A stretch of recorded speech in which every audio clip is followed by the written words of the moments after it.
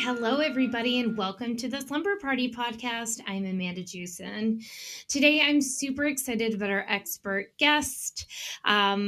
I feel so connected to this topic. I invited Kelly Haller from the Tidy Rebel to come and talk to us today. She teaches tired, overwhelmed women how to get organized both in their homes and in their lives. To specifically prioritize rest and self-care, sound familiar? Her focus is on dispelling myths, BS rules, and limiting beliefs that have us on the hamster wheel of exhaustion. She's not about wasting time and energy on appearances, busy work, and the trendiest new solutions. She's about uncovering what got you there in the first place. Welcome, Kelly. Thank you. It's so nice to be here. It sounds like we both have the I same focus, actually. Well, I feel like we're people who do any sort of work in this way, I feel always have their own backstory. And I've told mine a million times on this, which is like, sleep has always been a priority for me. And it's funny, like, thank God, because I am a recovering busy person and I'm not anymore. I refuse to be. But it sounds like, and why I wanted to have you on for sure is like you might have been that person and it might have come out in different ways for you. And I think I know for myself, tidiness, organization, neatness, I would not classify myself as type A. I would not even classify, I say like I'm a type B plus. I can have type A tendencies, but I can Uh-huh. also deal with a little bit of mess. I also can't catch a typo to save my life. I'm okay with like the gist and not like specifics. Do you know what I'm saying? But when it does Yes. come to tidiness and cleanliness, I start to get itchy, so I'm interested in your experience with this idea of perfectionism and a clean house, and I just want to jump in. Tell me everything that you do. Okay. So it's so funny that you say that about being a type B plus, because I have the same experience, is that I've never identified with type A. But when I tell people what I do and when I work with people and when people come to my home, they just sort of assume that I'm a type A because I'm so tidy. Mm-hmm. But my Yeah. neuroses doesn't really feed into anything else or a lot of other things. It's just like it was the thing that I found control over when I was a kid was by making, order from chaos in my environment. And so I being organized just has always fit into my neurotic behavior. Like it's very self satisfying, but I don't consider myself to be a type A in anything else. Um, so I've kind of Mm-hmm. always been I have that people super tidy mislabel person. me. As what? Sorry, I think there's a slight delay. I have Ah, people who label me like, "Oh, you must be type A," and or just because I've always been someone who's so busy and mhm. productive, and I would get things done, and you could rely on me. So in Yeah. that way, that could happen. But I'm not like I can deal with things not being perfect. I mean, I'm not even trying to say that being type A is a bad thing. I just don't think Yeah, I no. am. I'm open to be proven wrong. Yeah, totally. I agree. No, there's nothing wrong with it. I've just never really identified with all of the things that type A people typically are, except for maybe the perfectionism aspect. And I never thought I was a perfectionist until I stopped being a perfectionist. And then I was like, oh, that's what my problem was all of those years. It was like I finally got off of the hamster wheel myself of trying to make everything appear perfect and kind of stopped caring about the way things looked. And I was like, oh, I was wasting so much energy for so many years just caring about how things appeared to other people, not really about what it did for me. So like growing up, Mm-hmm. sort of Yep. finding, control over my environment by organizing was what I did, and that sort of like became a part of my identity and how other people saw me after a while. So by the time I became an adult, I was like, that's Kelly, she's the most organized person we know. So it was part of my persona and became part of my psyche. And so every job I've ever had has been like I lead with, I'm the organized person. I'm going to organize. I'm going to get you so organized. It's going to be like, everything's going to be awesome. So I've always like done everything for everyone else because I don't think anybody else can do it as perfectly as I can do it, which is a huge problem. Yep. I mean, in general, obviously, it's a great way to exhaust yourself to think that you're the only one who can do it the right way. But I never saw that in myself until, a lot of years of self reflection later. And I also never saw in myself that so much of what I was doing, like in my own home and in my own life, was just so that other people saw this version of myself that I so like identified with as being Kelly, the organized person. So I kept up this appearance of being like, if you Mhm. came into my home, I want it to be obvious to you that I'm super organized and super tidy. So like, I couldn't ever let that facade down. So that Oh. perfectionism played out in that way. So yeah, it just became such a part of my persona and my psyche that what I didn't realize at the time, and it wasn't until, many cycles of burnout later, that it occurred to me that the whole reason that you want to be organized and tidy in the first place is for like specific benefits that it gets you, like to be less busy, to be less Mhm. stressed when you're organized, to be more focused and have less distractions, to waste less time. Like all of the benefits that come from being organized, I wasn't getting any of them because I was spending so much, wasting so much energy and time on making it about appearances, like what it looked like to other people. Yeah. Yeah, exactly. And I feel like that's so interesting. I think a big part of my busyness was an inability to say no. Same. And it's that I didn't want to let anyone else down because I had such a great reputation for having this incredible work ethic Uh and huh. someone who could always, like, oh yeah, we'll ask Amanda, she can do it. And then you feel like a jerk for saying no, Yes. which perpetuates you saying yes. I remember, I think I've talked about this. Apologies to anyone listening who's heard this ad nauseum, but I remember having a session with my therapist, and this business was going off like gangbusters. It was crazy. I was making like more money there than I was teaching, but I felt I talked to my husband. I was going to leave in at the end of the year, and I Mm-hmm. talked to my boss and blah, blah, blah. And my therapist is like, why don't you just leave now? You're struggling. I was like, I can't. And she's like, why? And I was like, because I can't. It's like, but who benefits from this? And it's like, literally everyone but me. Yeah, Everyone but me exactly. I benefited know. from that. And I felt like when I got down to that part, I was very conscious of, well, a few things happened in my life, but I became incredibly conscious of things that I was doing for other people that no longer served me. And there was a lot. It wasn't just working, it was like relationships and things. And then when I started saying no to them, like things started to get a lot better. Yeah. Oh, I can relate totally. I had a very similar experience. I did not used to know how to say no. I had no boundaries. If someone asked me to do something, I would like jump at the opportunity to prove how awesome I was at it because it was like, what an honor that you would ask me to do whatever, like plan your baby shower or, chair this committee for you or volunteer for this, that, and the other thing. I was overcommitted. I always said yes because, well, I had FOMO also. I just had no boundaries and I was like the worst kind of people pleaser. And it was, I think when I was Yep. younger, like in my 20s, I just never really stopped to think about like what I wanted. Like what was I doing for myself? And why was my identity so caught up in being all of these things to everybody else?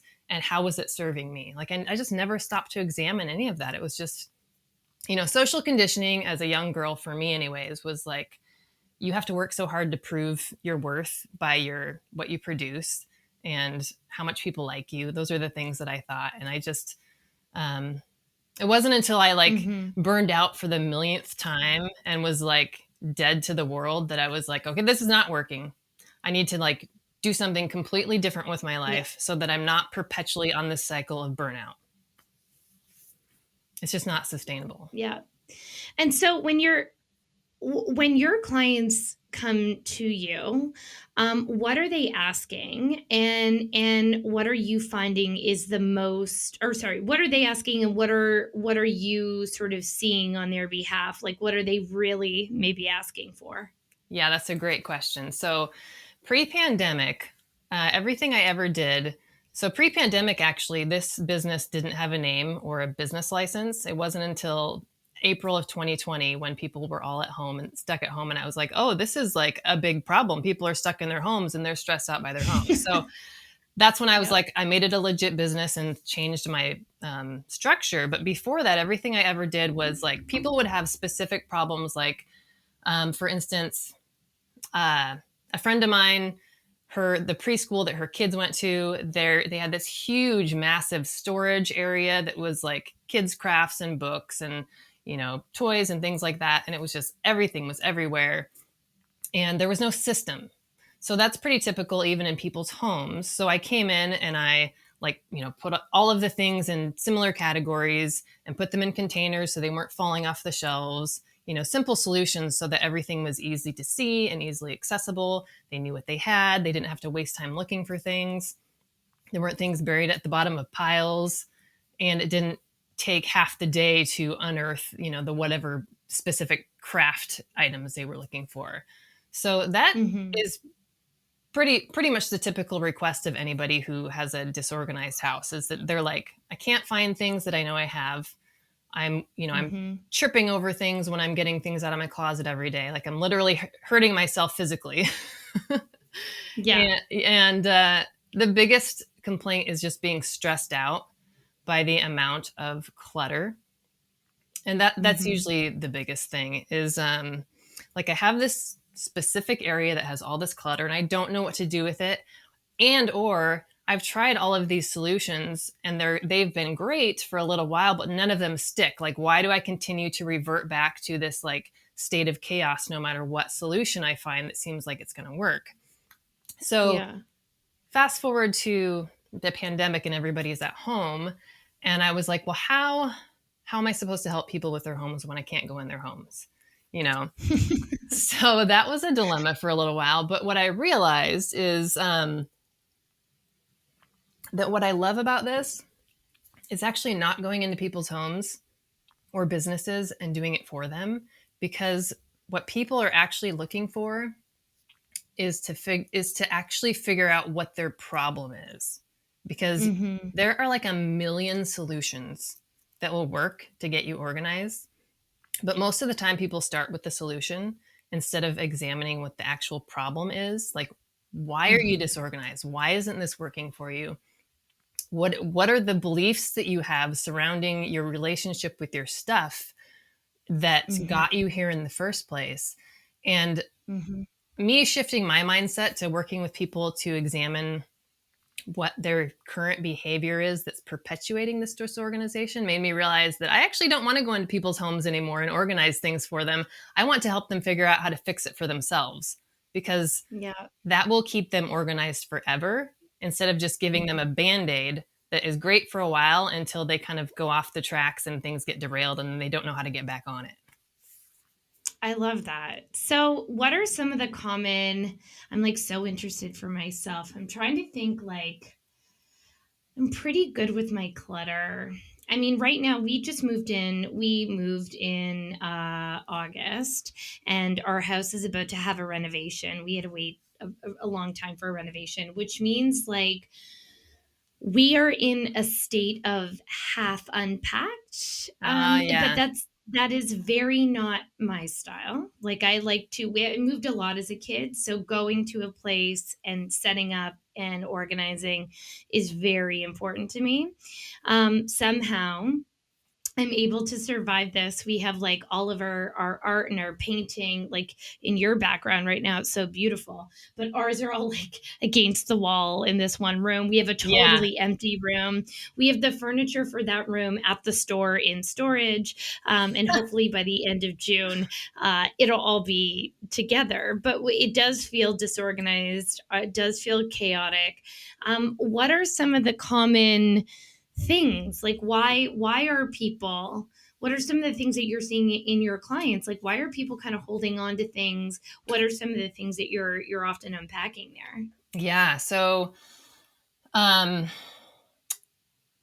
I would say that there are probably three biggest reasons why people are either perpetually disorganized and they've never been able to get organized, or they are like you, where you're usually pretty organized, but you've fallen off the wagon for, an obvious reason is that you're in the middle of moving.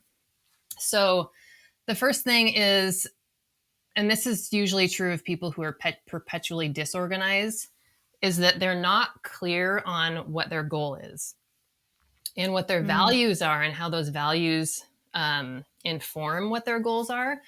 So, mm-hmm, thinking back to when I was a young, overworked, burnt out, super organized person, I didn't know what my goal was either. I was just organized for the sake of being organized. I didn't have mm-hmm, like this bigger vision in mind that I wanted my home to be like a peaceful, foundational, like a place that I could go to rest and relax at the end of the day that didn't add to my stress. I didn't have any sort of a goal for what I was organizing for. So I think that is one yeah, of the biggest things is that people don't have a vision, and they also maybe don't examine what their highest values are and how those values inform how they're setting goals. Like for instance, mm-hmm, if you have a space where, like if you're a creative person and you have like a studio space, your goal or your vision for the space might be to give you creative energy, give you like a mm-hmm, some sort of a retreat from the stresses of everyday life where you can just go within and channel that creative energy and not have all the distractions of whatever, laundry, dishes, kids, mm-hmm. etc. Like what do you how do you want to feel in that space? What do you want to achieve in that space? What's the space for? Right, And yeah. I think most people just sort of like assume that like, yeah, living room is for sitting in and watching TV. Like it's super basic, right? Um, but you have to go further than that because otherwise you just end up sort of going through the motions every day of just living in your house and being like perpetually maintaining and cleaning and tidying without having this bigger goal, which informs the decisions you make about Yeah, solving your problems. So if maybe one of yeah, your it's problems in your living space is that there's always laundry in that space and it stresses you out to have laundry where you're sitting and watching TV, whatever. Like you need to get clear on what your goal for the space is and then build your solutions around your vision and your goals. well, it's funny that you say that because I find, although I am an organized person, I find interior decorating or design incredibly overwhelming and exhausting. That's funny. That's Like what my if background is. you, oh, I have a degree in I interior feel design. it is so, and well, this is perfect because we lived in Toronto, we bought that house, we renovated, so we kept being like, we bought this house and we were like, okay, we're gonna do this, we're gonna do this thing, we're gonna do this thing, or like and we just never did it. We were so blocked by not having that goal, not having anything. So we end up Yes. hiring an interior designer who is wonderful, and she literally asked us that question: what is the goal of this room? What do you want to do in this room? How do you want to feel in this room? And Hmm. she designed spaces that really, really worked so well. And then what happens is, like, I think about our living room at the time, we wanted to be able to host people and have people sit in that space. But we have children and Yeah. we lived in a house in Toronto. So it's not like this big sprawling place. It's like a house in Toronto. It's not very big. So we need Yeah. storage to put away all of our crap. And it's like, oh, you need someone to kind of walk you through that. Side note, funny story, you would have hated me. We came here, we bought this house. I I was like, I would like furniture, and our designer in Toronto is very decisive because I think she was just very annoyed with how she wasn't annoyed. She was lovely. She's just like, okay, here are three choices, make one. I'm like, I can make one choice out of Yeah, three. yeah, you can. But our totally. And our designer here is like, I really want this to be collaborative. I want you and I to choose it. And I was like, okay. So her and I go and we spend like 2 hours picking out the furniture for my living room. And I got into my car and I was like, oh God.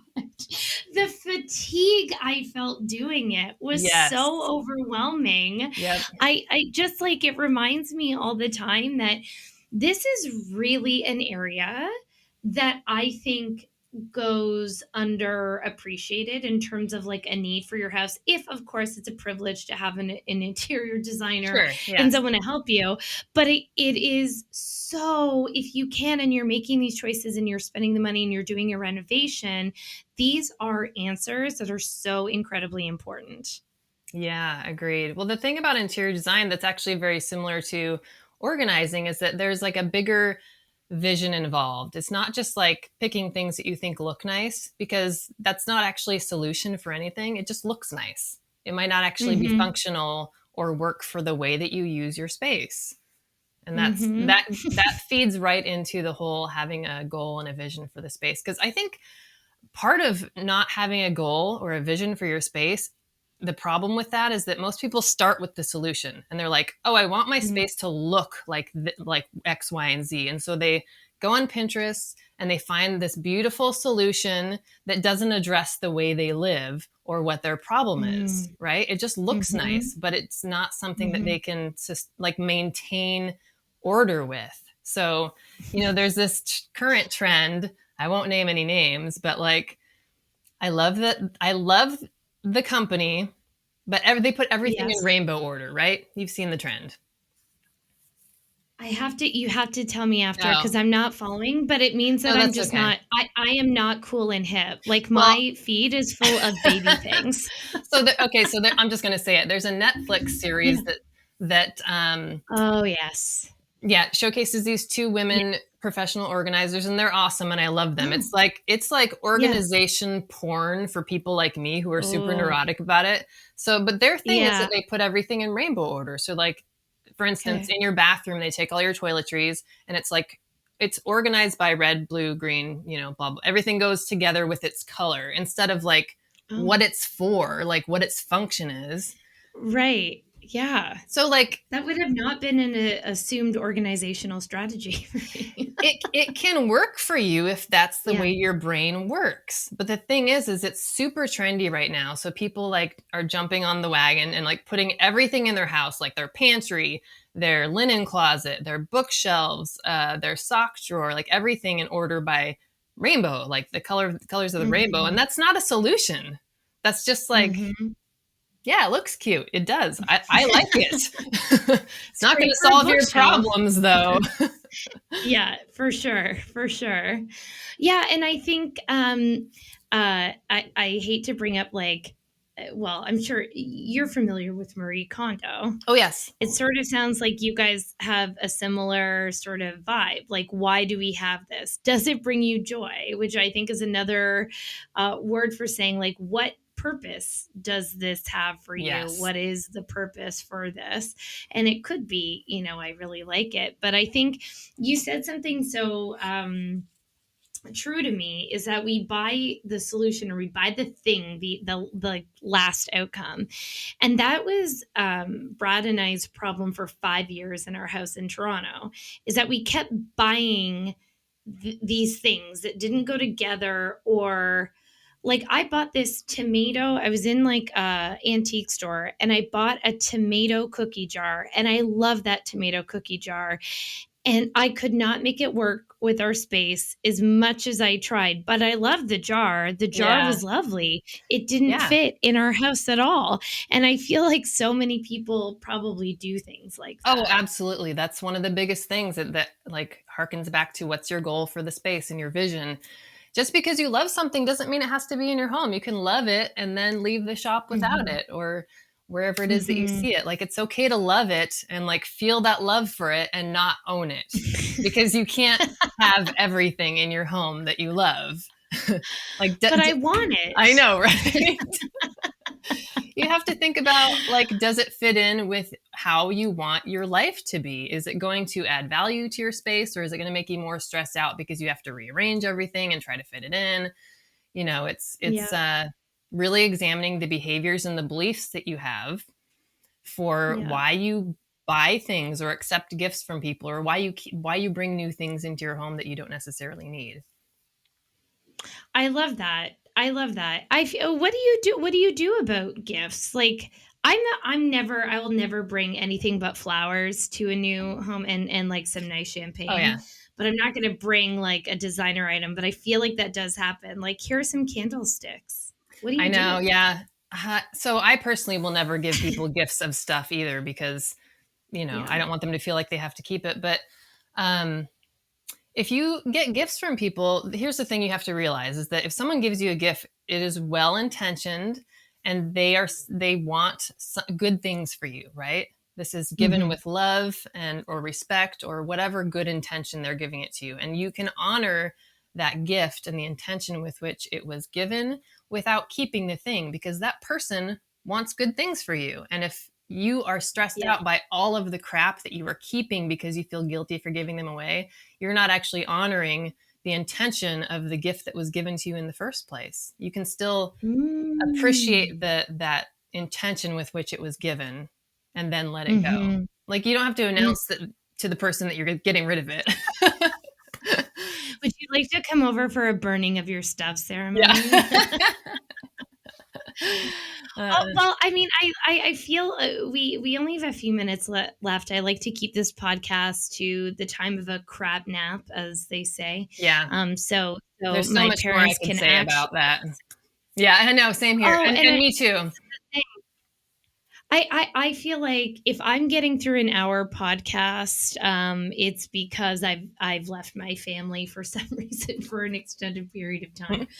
Anyway, Kelly, where can people find out more about you? And it's wonderful. I'm in Canada. You're in the US, but you don't need to come into Mhm. someone's home to help them. So Right. please tell us where we can find you.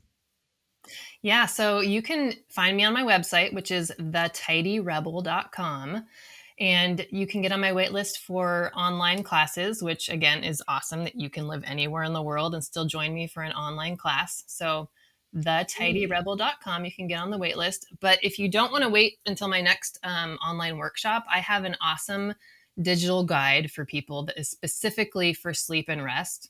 So if you go Mm, to thetidyrebel.com/energy, I have a digital guide that will take you like a half an hour to read, that tells you about awesome. how to identify things in your home that are you wouldn't necessarily think about, that are robbing you of energy and your ability to get deep restorative sleep. So sneaky Oh, things I in your like that. house that keep you more tired than you need to be. Yes, I love that. And I'll link that in the show notes as Okay. well. I also have a special coupon code for your listeners. Ooh, what is it? If you put in sleep, SLEEP, in the Yeah. coupon code field in the checkout, you'll get 50% off of that digital guide. Woo! Yeah. Thank you. That's amazing. That Yeah. is so good. I'll put that in the show notes as well. I Awesome. feel like you're going to get a lot of calls from people being like, please, and this is my next goal, so stay tuned in a few months when our renovation is done. But I feel like a big thing that I hear from my clients is the playroom. It gives like people like it gives me anxiety. It's not my space. For me, I can give that away because it isn't my space and it's out of sight, out of mind. It's downstairs. But stay Yeah, but you have tuned. to visit that room sometimes. And that's the whole point of being organized, is to take the anxiety and stress out of your home, because there's enough of it outside of your home. Your home should be your haven, that where all that stuff is not allowed. Amen. And I can just attest to this so much that when it does feel organized, it's a really nice feeling. I'll end with this. My daughter, so we did this like nice renovation, everything was put away, blah blah blah. My kids are 6 and 4, and my 4-year-old is like, "Mommy, Mhm. our other house was cleaner." It's like, I know. I know that it's dirty in this house. It's not dirty. It's just disorganized. She's like, "Okay, well, TikTok." Busted. I Yep, know. even Well, kids know Kelly, it. Yep, they do, and they feel it, and God bless them yep, for being so I honest. know. Well, thank you so much for coming on here. It was a pleasure to speak with you. And You as guys, if well. you are still tired, please head over to babiesbestsleep.com for all of my blogs. You're here, so you're listening to the podcast. Instagram.com/babiesbestsleep is where I give you all the tips every day. And as always, you can book a discovery call to have a chat with one of my team members or myself. If you are still struggling and you are listening to this podcast at 3 a.m., because you should be asleep. Anyway, have a good one, everyone. See you later. Bye.